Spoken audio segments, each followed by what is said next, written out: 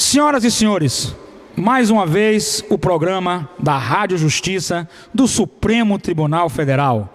Rádio Justiça, uma rádio que transmite programas educativos, programas que atingem ao cidadão e à cidadã brasileira e que com certeza faz com que o senhor e a senhora conheça mais o direito. Conhecer o direito é seu direito. Programa Aprender Direito, programa da Rádio Justiça, Supremo Tribunal Federal. Meu nome é Carlos Henrique Alves Martínez, sou professor universitário, sou professor da Faculdade Einstein, sou professor da Faculdade FTC, da Faculdade da Cidade, e sou professor dos programas do portal Jorge Guedes, professor dos programas de capacitação e aperfeiçoamento do portal Jorge Guedes.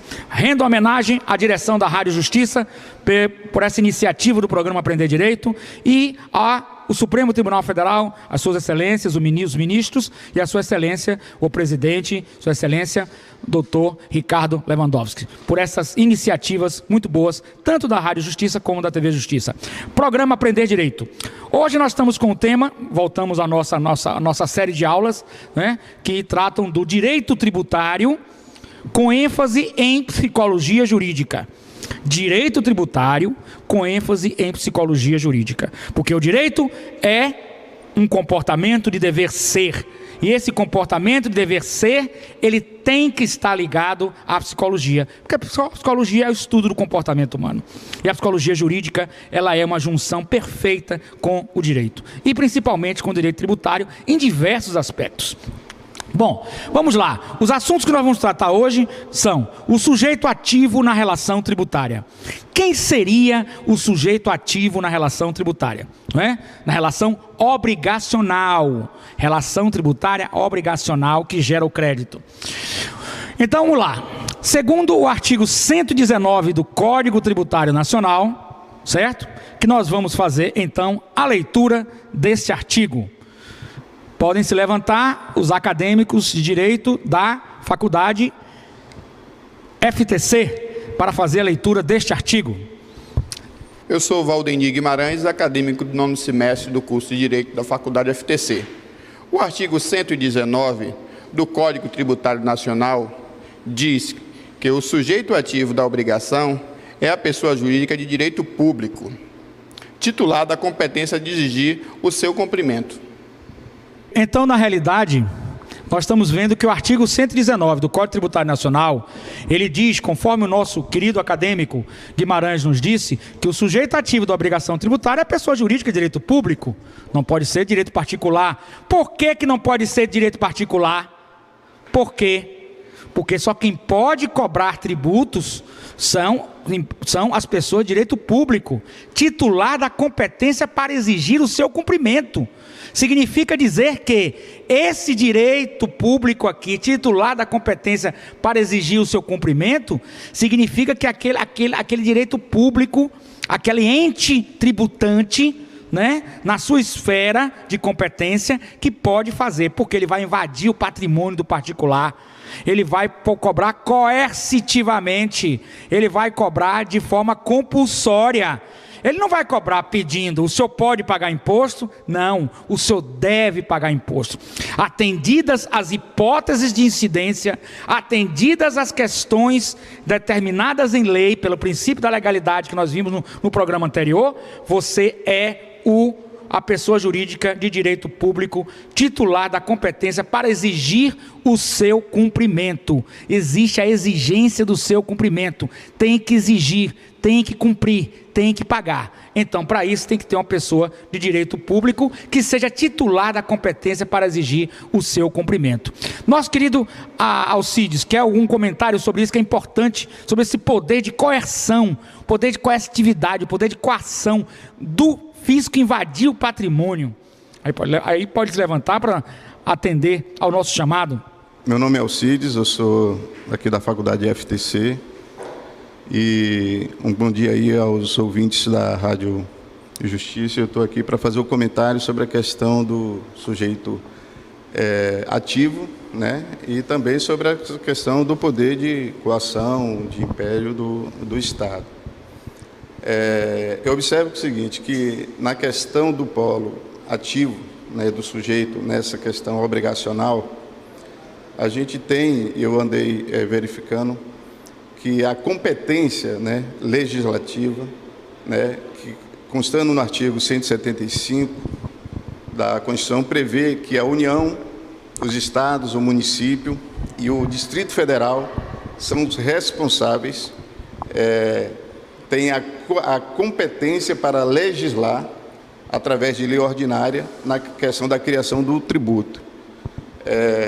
E como exemplo no caso, né, do IPVA, né, professor, que eu estava verificando que o fator gerador, existe o imposto IPVA, mas o contribuinte, ele só surge quando se concretiza o fator gerador, que no caso seria a compra do veículo. Aí passa a existir a obrigação tributária. Em regra, isso é de competência, né, da União. Agora, existe a exceção que eu estava verificando, que é no caso não mais da competência, mas da questão de... Posso verificar aqui um minuto só? Que seria da questão da capacidade de cobrar tributos, que isso já vai para, como previsto na Constituição, no artigo 149, salvo engano, que diz que a União, ele passa essa competência de capacidade de se cobrar tributo, ou seja, chamada capacidade ativa, né? Onde, a exemplo, no caso de profissionais como médicos, como advogados, que a gente paga aquela anuidade mensal, né? Anual, aquela anuidade, aquela taxa anual, a gente verifica que ali a questão da... Deixa eu ver aqui, gente. Essa capacidade tributária, essa contribuição que vem através dos conselhos profissionais, ela recebe essa atribuição, né, prevista na Constituição também para exercer a cobrança e a fiscalização desse tributo. Então, a gente percebe que não é só, existe a exceção para a pessoa de direito público, né, para poder fazer a cobrança desse tributo. Agora, no que diz respeito, então, o que o professor perguntou sobre esse poder coercitivo, né, do Estado na cobrança, a gente vê que a repercussão disso para o contribuinte, quando exercida de forma que às vezes acontece, a gente vê na prática arbitrariamente, porque ela não permite a você um direito de defesa no primeiro momento, ou seja, ele atua, ele vai, ele age, você sofre digamos assim, aquela agressão no seu patrimônio, nas suas finanças, e só depois surge a possibilidade de você, prevista isso no Código, de você poder mudar o polo, né, passivo disso aí, onde você pode sair de sujeito passivo para sujeito ativo. No caso, quando acontece essa situação da coercitividade, da imperialidade do Estado sobre o contribuinte. Perfeito, meu querido, muito obrigado. Então, continuando nossos estudos, enfim, o ente tributante, federado tributante, que tem o poder de fazer a cobrança. Conforme já dito, não se pode confundir a atribuição constitucional de competência para instituir o tributo, competência tributária. Quem tem atribuição constitucional de competência para instituir o tributo é um ente, competência tributária, com a possibilidade do ente tributante poder cobrar tributos como sujeito ativo, chamada capacidade ativa. Então nós temos competência tributária, quem tem poder de legislar para criar tributos, quem tem poder de legislar para criar tributos, competência tributária, e quem tem poder de cobrar esses tributos, chamada capacidade ativa tributária. Então, não se pode confundir isso aí. Nós vamos para o próximo bloco, e no próximo bloco vamos continuar com o sujeito ativo e vamos continuar com o sujeito passivo. Rádio Justiça, programa Aprender Direito, junto com os acadêmicos, para o senhor e a senhora aprender direito. Muito obrigado, até o próximo bloco.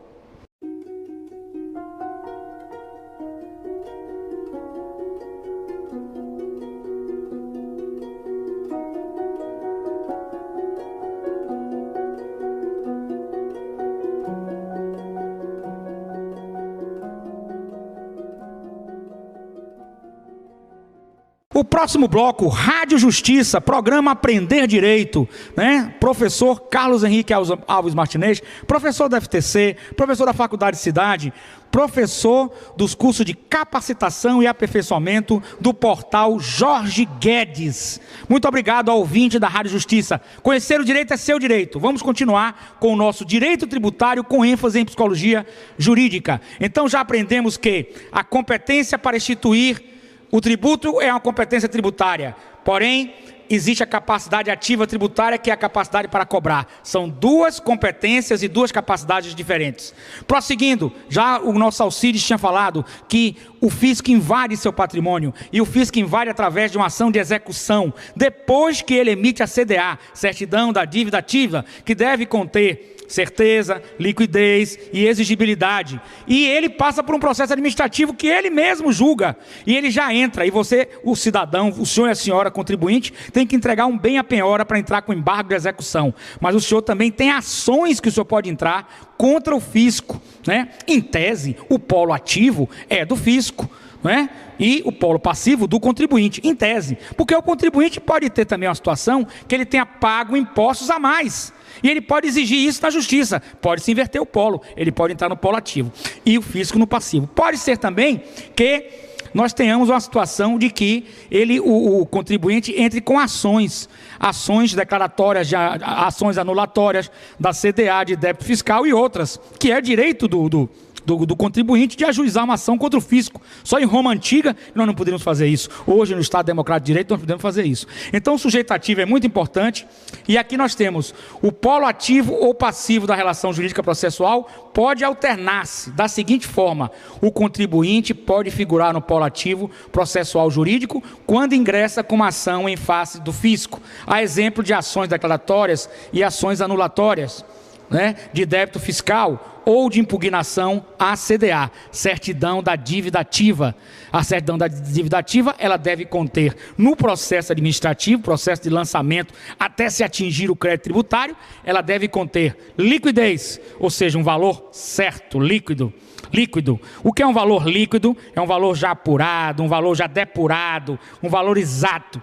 E o que é a certeza? É um valor certo, determinado.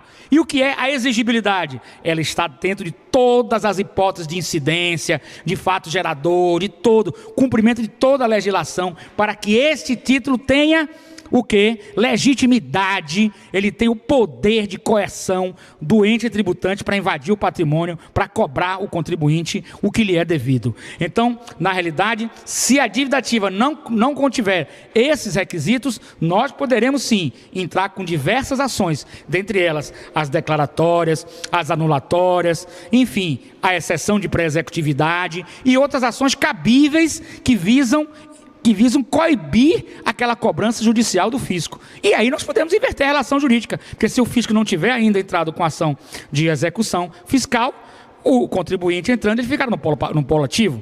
E mesmo que já tenha entrado, eu ganho essa questão como tese minha, eu ganho inclusive com muito sacrifício, não só em Salvador, como Aracaju e outros estados, Brasília, eu ganho essa tese da seguinte maneira. Como é que eu ganho essa tese? Eu ganho a tese de que o fisco entrou com uma ação, ajuizou uma ação de execução fiscal, pode-se entrar com exceção de pré-executividade, dentro dos pressupostos, pré-requisitos da exceção de pré-executividade, como pode-se entrar também em conexão com a ação declaratória de nulidade uma ação declaratória de inexigibilidade do crédito tributário. E aí nós vamos ter duas ações conexas e, evidentemente, os polos estarão totalmente, tanto um no polo ativo fisco, como no polo passivo, e contribuinte da mesma forma. Então, com isso aqui, nós estamos chegando ao final da questão do sujeito ativo da obrigação tributária. Para as questões de provas e concursos e parte da doutrina, é bom que se fixe alguma coisa. Uma fixação de quê? O entendimento é que as pessoas de direito público podem figurar como sujeito ativo numa relação jurídica tributária. Isso é quem diz é o CTN, é o Código Tributário Nacional, certinho? Vamos ao sujeito passivo da obrigação tributária. O sujeito passivo da obrigação tributária, ele, com as obrigações que sempre por objeto, tem um dever de dar, de fazer ou de deixar de fazer. O sujeito passivo será a pessoa obrigada a tais obrigações. E isso tem que estar expresso em lei, dentro do princípio da legalidade. O IPVA, conforme o nosso acadêmico falou, é uma obrigação de quem adquire o veículo de pagar esse tipo de imposto. Não é verdade? Em direito tributário, isso equivale a dizer que, na obrigação tributária principal, o sujeito passivo será contribuinte, tanto pessoa física quanto jurídica, obrigado por lei, princípio da legalidade, a pagar tributos ou penalidades. Artigo 121 do CTN. Aos nossos acadêmicos, quem vai ler o artigo 121 do Código Tributário Nacional? Por gentileza, o nobre acadêmico aqui, que vai ler esse artigo 121 do CTN, Código Tributário Nacional, por gentileza. Meu nome é Fábio Machado, sou acadêmico de Direito do 9º semestre da Faculdade FTC, Faculdade de Tecnologia e Ciência de Salvador. Estou aqui para ler o artigo 121 do Código Tributário Nacional. Sujeito passivo da obrigação principal é a pessoa obrigada ao pagamento de tributo ou penalidade pecuniária. Parágrafo único. O sujeito passivo da obrigação principal diz: primeiro, o contribuinte, quando tem relação pessoal e direta com a situação que constitua o respectivo fato gerador. Segundo, responsável quando se revestir a condição de contribuinte, sua obrigação decorra de disposição expressa de lei.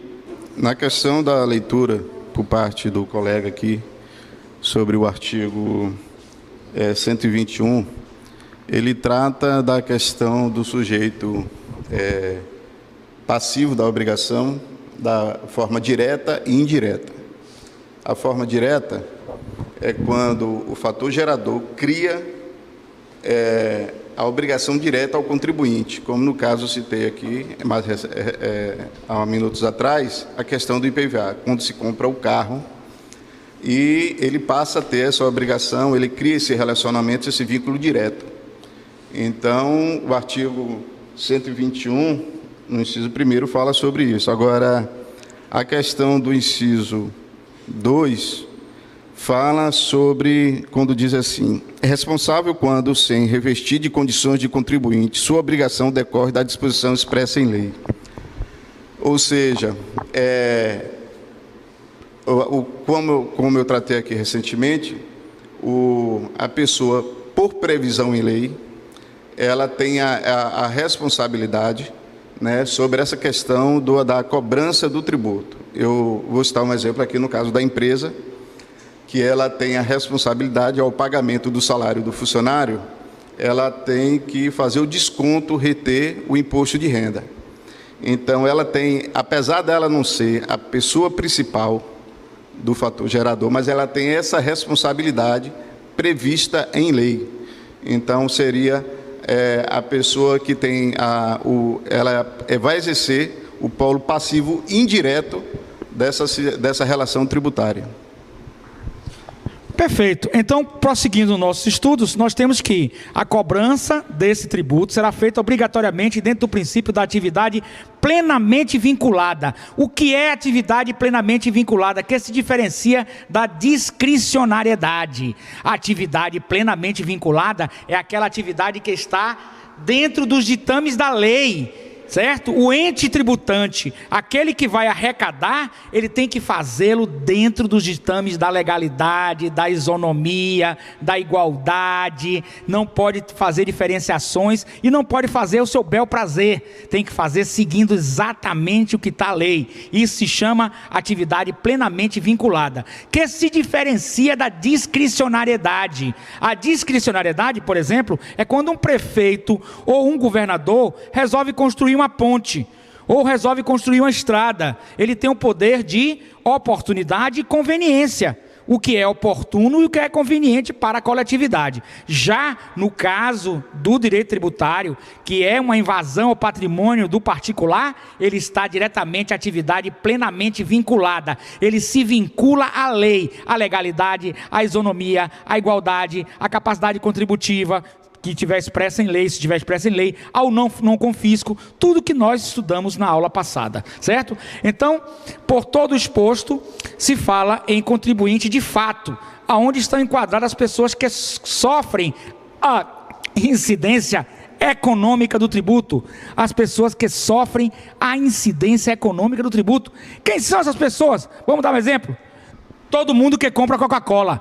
Todo mundo que compra um livro, por exemplo, se você vier a comprar um livro, por exemplo, muito bom de Psicologia Jurídica da Atlas, livro muito bom, é um livro da Atlas, Psicologia Jurídica de Fiorelli, 5ª edição, você estará pagando tributos, no caso, né, evidentemente.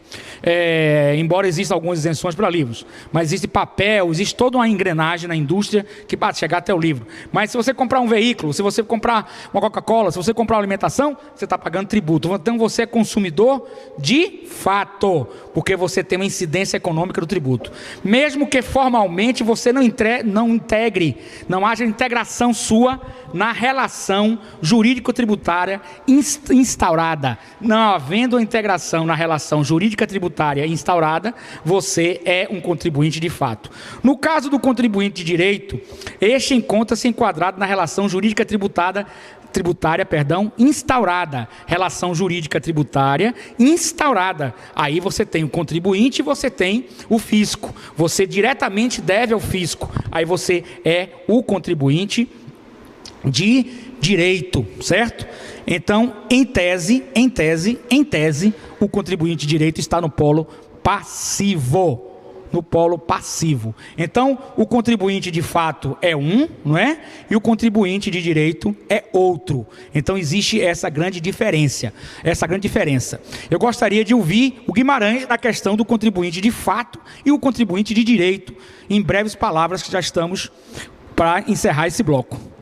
O contribuinte de fato é aquele consumidor que consome, que tem o consumo da Coca-Cola, está pagando imposto. E o contribuinte de direito tem uma relação jurídica tributária instaurada entre ele. Ele é responsável diretamente para pagar. Nossa, Guimarães, com pequenas palavras, faltam poucos para terminar esse bloco. Como o senhor já relatou, né? O principal é realmente o consumidor, aquele que está na margem da sociedade, consumindo de fato diretamente do mercado. Já o passivo, ele passa a ser um que está sendo um negociador, né? Perfeito, mas não esqueça de uma coisa, o contribuinte de fato somos todos nós que estamos consumindo produtos que são tributados. Tais produtos, se não fossem tributados, seriam mais baratos. Concorda comigo? Concordo. Seriam mais baratos se não fossem tributados. Se houvesse tributação zero num produto, ele poderia ser mais barato ao consumidor final? Com certeza, principalmente... Então, o consumidor final, ele paga mais porque ele é um contribuinte de fato. Então, de fato, ele está contribuindo. Mas ele está integrado na relação fisco-contribuinte do fisco? Não. Não. Porque ele não paga diretamente, ele paga indiretamente. É o contribuinte de fato. Já o contribuinte de direito, ele está diretamente integrado na relação fisco-contribuinte. Fisco-contribuinte. Ele está totalmente integrado na relação fisco e contribuinte, certinho? Então, ele paga diretamente o tributo. Era essa a diferenciação para o senhor e a senhora ouvinte da Rádio Justiça entender que, quanto menor a carga tributária, poderemos ter, em tese, a diminuição do preço do produto ou dos produtos. Tanto é que quando o governo coloca o IPI mais baixo dos veículos, há uma redução do preço do veículo, não é verdade? Então os tributos também oneram não só o contribuinte diretamente, mas também o consumidor, que é na realidade, tecnicamente falando, juridicamente, contribuinte de fato. O senhor e a senhora é contribuinte de fato. Conhecer o direito é seu direito. Rádio Justiça, o nosso programa Aprender Direito. É um programa muito bom. Aprender Direito, Rádio Justiça. Muito obrigado. Até o próximo bloco, onde nós vamos falar de obrigação tributária e o direito tributário humanizado. E vamos dar ênfase na psicologia jurídica. Muito interessante o próximo bloco. Muito obrigado.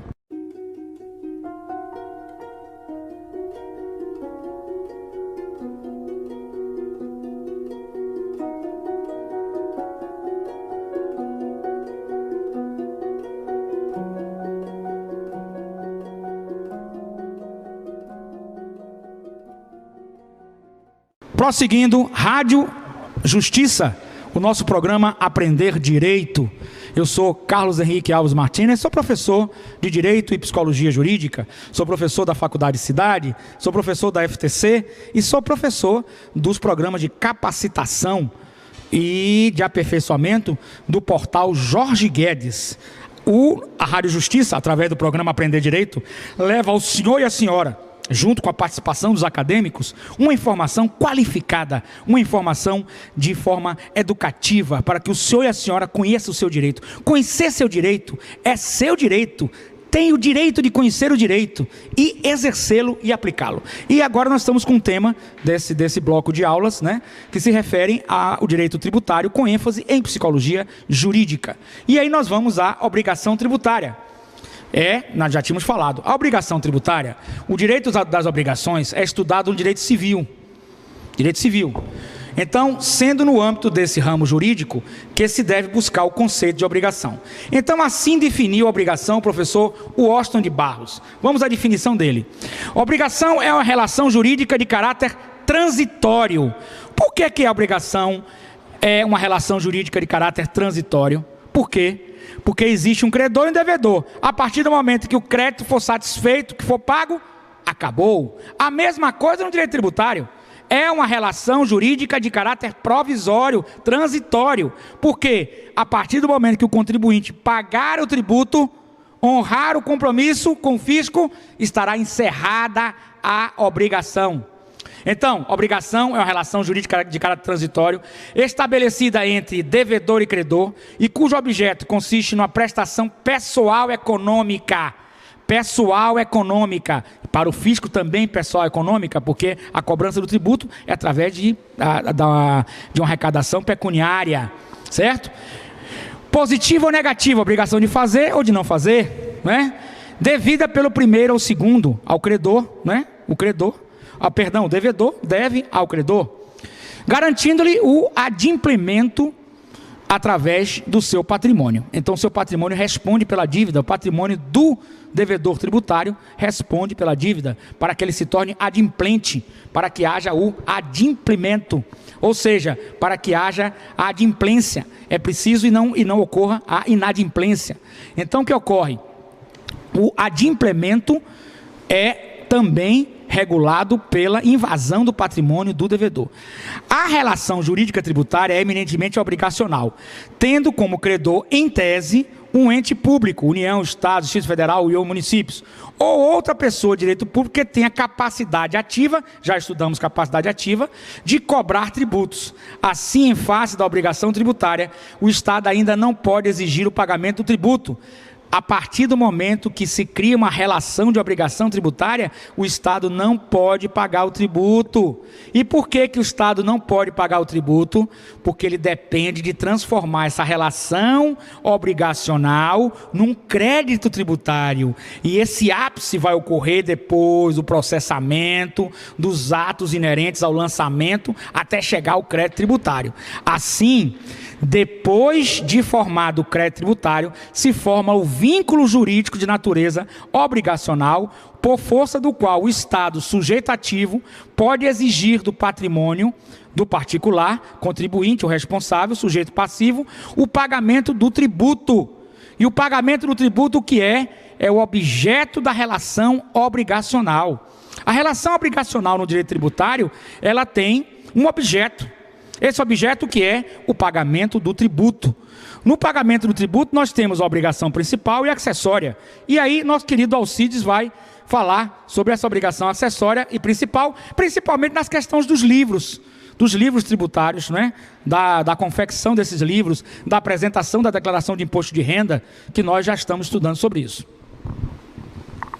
Mais uma vez, eu estou aqui para poder responder sobre essa questão da obrigação tributária e quero fazer isso, inclusive, lendo o artigo 113 do Código Tributário Nacional, que define o seguinte: a obrigação tributária é principal ou acessória, sendo que é principal, conforme seu parágrafo 1º, diz o seguinte: surge com a ocorrência do fato gerador, tem por objeto o pagamento do tributo ou penalidade pecuniária e extingue-se justamente com o crédito dela decorrente.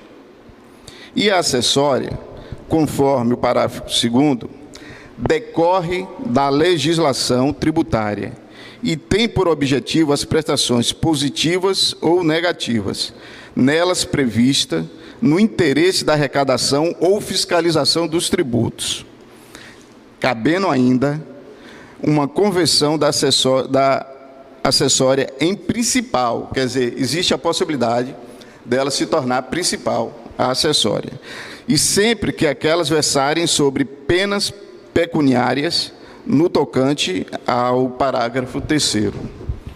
Então, a gente observa que, no caso das obrigações tributárias, existem duas espécies, as principais e as acessórias.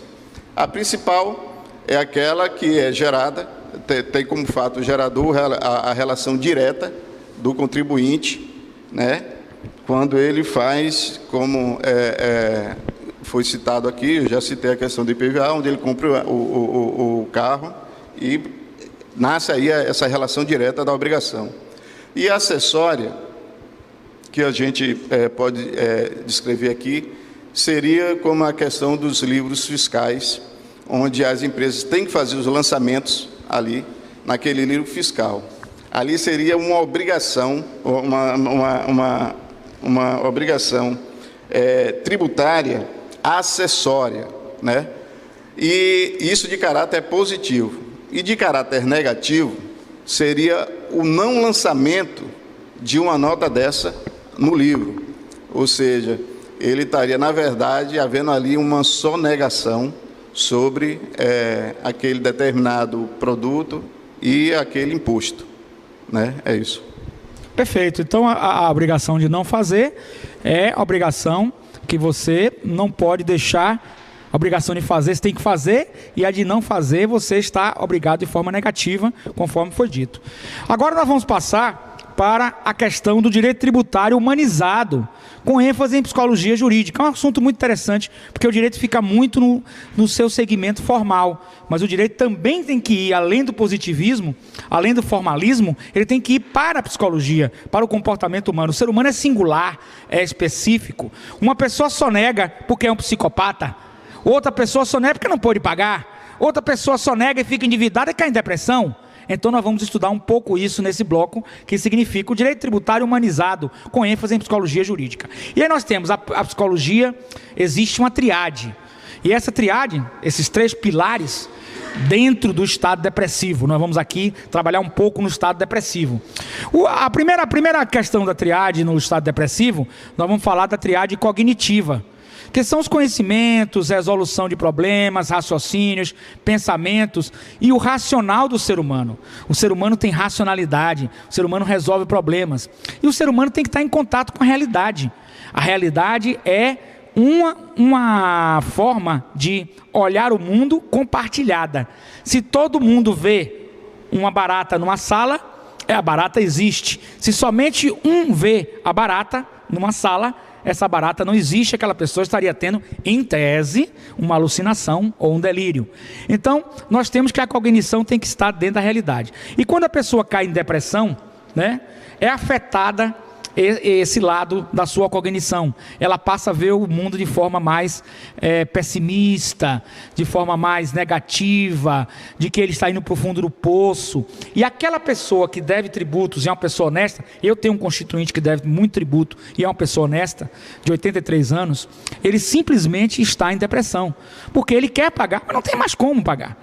Se tornou a dívida, geralmente se fala em termos práticos, né, econômicos, etc. É um jargão popular, uma bola de neve, em que quando você começa a se endividar, você não sai mais daquela dívida, porque é juros, é multa e etc, etc, etc, etc, e você fica endividado. E aí você é afetado pelo estado da depressão, levando a erros e equívocos cognitivos e de interpretação da realidade. E pode ocorrer quando existem muitos débitos, a pessoa humana endividada cai em depressão. E os tributos podem ser um dos fatores de endividamento e de depressão das pessoas. Fecham empresas, não conseguem mais trabalhar, ficam tristes. Então, é preciso também que o Estado, dentro de um Estado democrático de direito, que tem que arrecadar, que tem que buscar o imposto, que tem que buscar de forma isonômica, que tem que buscar dentro da legalidade, mas tem também que observar o lado humano da pessoa humana, e é preciso também que a gente observe. E como resolver esse problema? É um problema complexo, mas com certeza eu acho que um Estado social, democrático de direito, ele também visa ajudar e ser solidário às pessoas num caso desse real de depressão. O segundo ponto são os esquemas. Nós todos temos esquemas mentais, mapas mentais. E nesses mapas mentais, todos nós temos diversos esquemas psíquicos dentro do nosso psiquismo. E esses mapas mentais, esquemas, que são capazes de gerar olhares equivocados. Dívidas tributárias, esquemas mentais e depressão podem estar relacionados. Porque a partir do momento em que você tem sua empresa, que é o seu negócio, e você não consegue mais tocar, você está todo endividado, você está todo enrolado, a palavra de fato é essa. Você pode cair numa depressão e formar um esquema mental de que você nunca mais vai se recuperar, que você nunca mais poderá ir ter uma empresa. E você pode ter seu nome sujo através do CADIM, ou seja, seu nome negativado. Isso também é uma coisa que deve ser observada. Então nós precisamos buscar no meio acadêmico, no meio científico, aqui na Rádio Justiça, no programa Aprender Direito, buscar uma reflexão para o problema da depressão na dívida tributária e sua solução, porque nós estamos lidando também, gente, com seres humanos, pequenos empresários ou empresários grandes, que às vezes até podem cometer em depressão até suicídio por dívidas tributárias, não só tributárias como outras dívidas também, certo? Então é preciso também que haja planejamento tributário, haja também orientação tributária, para que realmente o contribuinte se sinta melhor amparado na questão de se sentir melhor, porque o Estado não quer que o contribuinte entre em depressão. O Estado quer que o contribuinte trabalhe, produza, ganhe dinheiro e pague os impostos, não é? Então, veja só, depressão significa depressão, você está pressionado. E aí nós temos os traumas psíquicos que vêm do inconsciente humano. E o terceiro ponto da depressão são os erros cognitivos, os erros de interpretação, os erros de ver a realidade, e que são ainda interpretações equivocadas com baixa da autoestima, autoimagem e do self. Self é o conceito que você tem de você mesmo. E por aí você tem a questão do devedor tributário. Humanizar os tributos é importante, cobrá-los coercitivamente é importante planejar e é importante orientar. Enfim, é preciso um novo olhar social, solidário para os tributos. Guimarães vai fechar esse bloco com essas informações sobre a questão da depressão, sobre a questão do contribuinte, sobre a questão do humanismo para o contribuinte. Enfim, nós precisamos construir uma sociedade mais justa, igualitária, fraterna e solidária. Guimarães.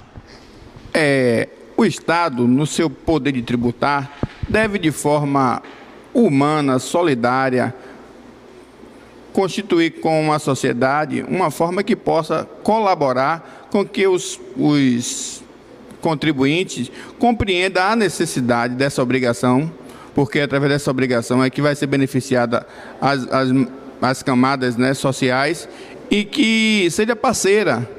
Mostre os viés de que forma que ele pode parcelar, de que forma que ele pode reduzir e que esse processo passe por um processo de uma reforma tributária, onde diminua a capacidade de tributar, onde possa unificar os tributos, porque o ser humano merece viver bem, merece cumprir com as obrigações, e as pessoas mais humildes sempre cumprem com suas obrigações de forma correta. Ela só quer saber o mecanismo de como tem que melhorar isso. Então, o Estado, de forma parceira, de forma ordeira, tem a capacidade, sim, eu creio, e vai gerenciar melhor os tributos que vêm sendo arrecadados.